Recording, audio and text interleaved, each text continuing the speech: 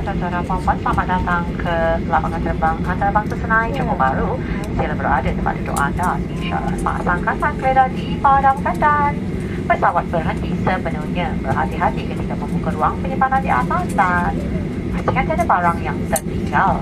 Anda dibenarkan untuk mengaktifkan rangkaian data mudah anda akan, tetapi penggunaan pemimpin seperti event terbuka tidak dibenarkan.